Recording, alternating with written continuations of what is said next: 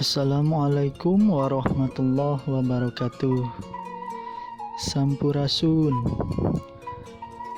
Wilujeng tepang deui dina pangajaran basa Sunda kelas 8 dina materi Kampung Adat Sunda. Kumaha sadayana daramang? Pamugi urang sadayana sarehat aya dina ginanjar kawilujengan.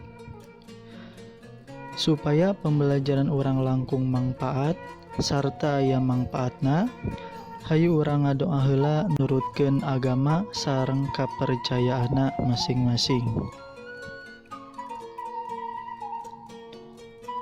Upami atos ngadoa, dina pembelajaran laungan ayeuna dipiharep sadayana tiasa sargep ngabandungan materi ngeunaan Kampung Adat Sunda.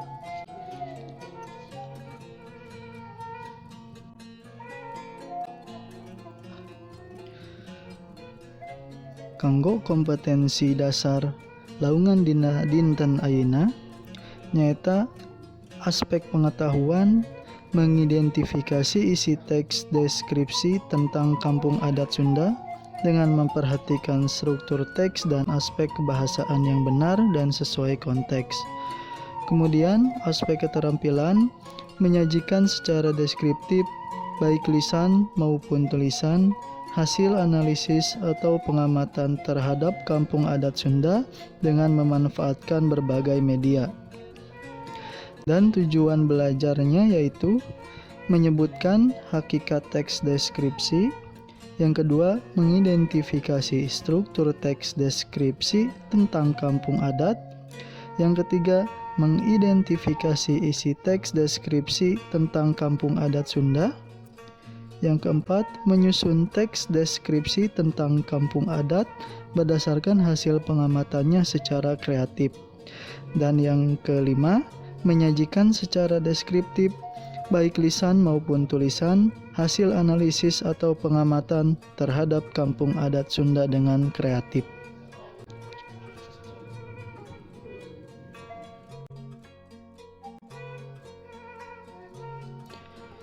Ayeuna aya contoh deskripsi Kampung Adat Sunda nyaeta Kampung Urug. Sok dibaca ku hideuk sing teleb.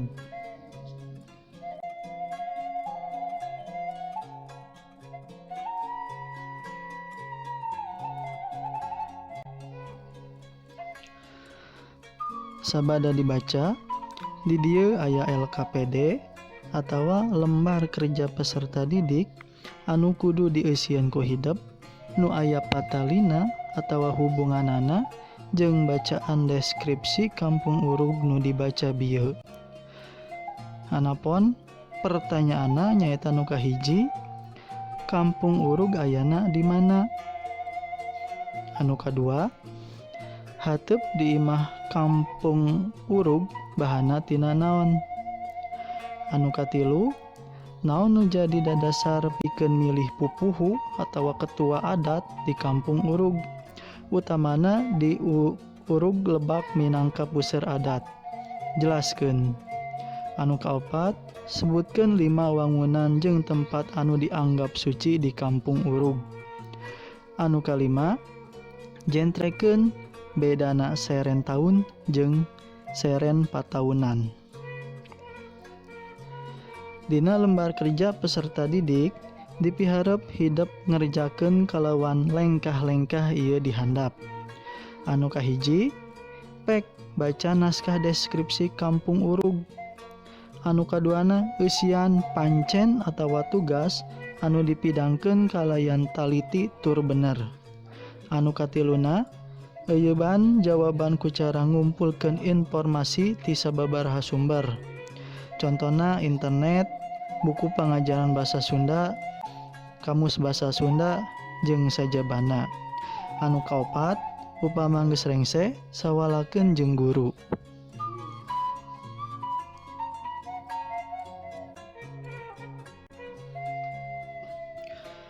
Pedaran Kampung Adat.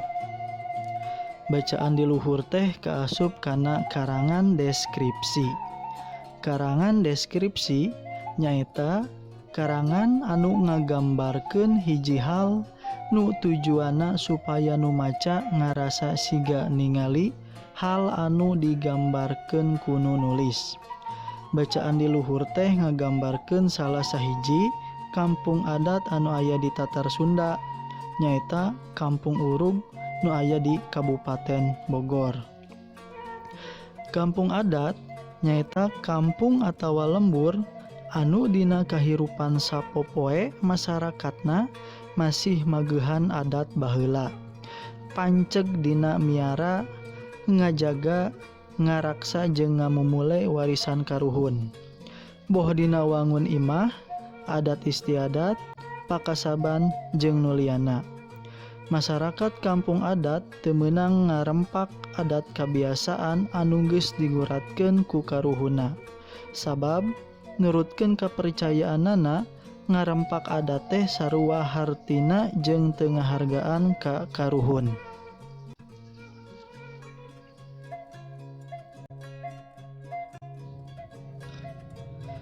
Kampung adat anu aya di Jawa Barat teh di antarana anu kahiji Kampung Urug ayana di Kabupaten Bogor. Anu kadua Kampung Kasepuhan Cipta Gelar di Kabupaten Sukabumi. Anu katilu Kampung Naga ayana di Tasikmalaya. Anu kaopat Kampung Cikondang, Kampung Mahmud jeung Kampung Arjasari di Kabupaten Bandung. Anu kalimana Kampung Kuta ayana di Ciamis. Anu kagenepna Kampung Cireunde ayana di Kota Cimahi. Nu terakhir Kampung Dukuh jeung Kampung Pulo ayana di Garut.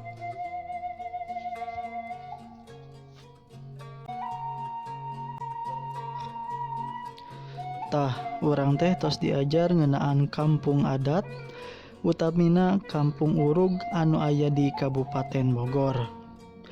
Ulah hilap lembar kerja peserta didikna dieusian sakitu ngeunaan kampung adat Sunda. Sateu acan ditutup, urang ngadoa heula.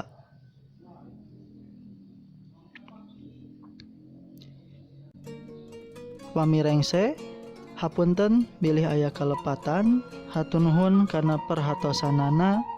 Wassalamualaikum warahmatullahi wabarakatuh.